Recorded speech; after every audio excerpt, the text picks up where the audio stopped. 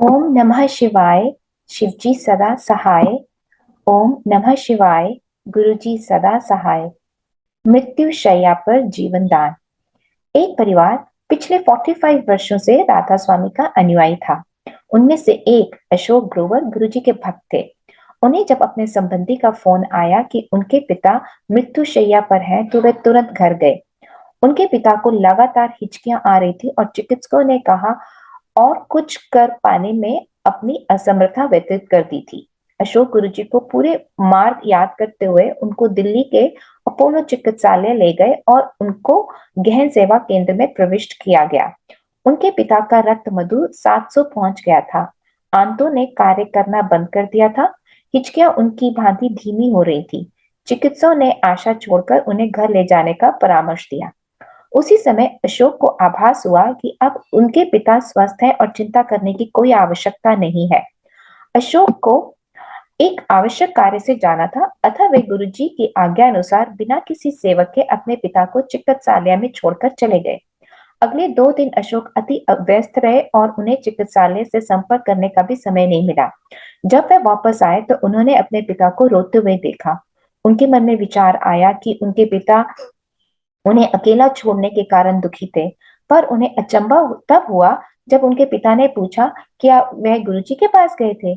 उनके पिता ने बताया कि कैसे अशोक के जाते ही उनके पिता को गुरुजी की सुगंध द्वारा उनकी उपस्थिति का आभास हुआ था और गुरुजी ने कहा, और वही राधा स्वामियों की हाल न तेरे।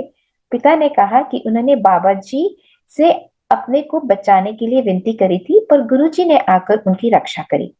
गुरुजी ने उन्हें परीक्षण पुनः करवाने की सलाह दी। यह कार्यवाही 2 दिन तक चली। इस अवधि में उनके पिता को गुरुजी की सुगंध आती रही। परिणाम आने पर चिकित्सकों को विश्वास नहीं हुआ और अपनी पद्धतियों पर संदेह करने लगे। उनके अनुसार उनके पिता को कोई रोग ही नहीं था।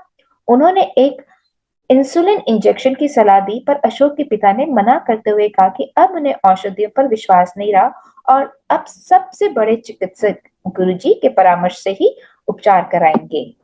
एक सप्ताह पश्चात अशोक के पिता गुरुजी के पास आए तो गुरुजी ने वही शब्द कहे, और वही राधा स्वामियों की हाल न तेरे।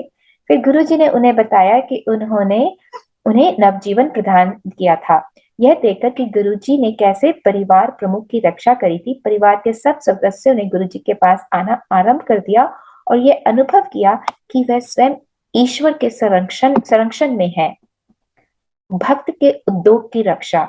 गुरुजी ने एक बार अशोक को आदेश दिया कि वह अपना कारखाना बंद कर यंत्र, औजार आदि सब कुछ बेच दे। अशोक को पता था कि गुरुजी ने इस आदेश का पालन करना होगा। अगले 15 दिन अशोक इसी में व्यस्त रहे। मशीनें खरीदी हुई दामों पर बिकी और शेष सब सामान भी हानि रहित दामों पर बिके।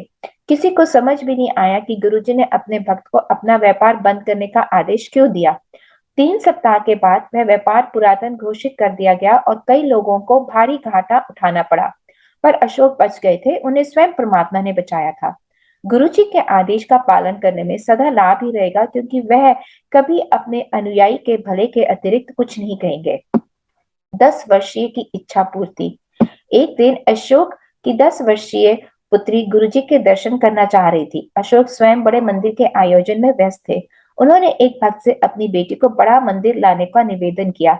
वह बड़ा मंदिर आई, पर एम्पायर स्टेट जाने का हट करती रही। उसे वहां ले जाने वाला कोई नहीं मिला। पूरी रात्रि वह रो रोकर गुरुजी से उनके दर्शन के लिए प्रार्थना करती रही। अगले दिन प्रातःकाल सब चकित रह गए जब गुरुजी स्वयं बड़े मंदिर पहुंच गए।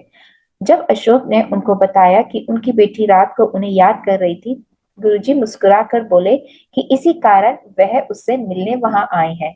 गुरुजी की दया से उनकी बेटी अपनी कक्षा में प्रथम आई और तब से सदा एक प्रतिभाशाली बच्ची रही है। अशोक ग्रोवर, दिल्ली द्वारा कथित।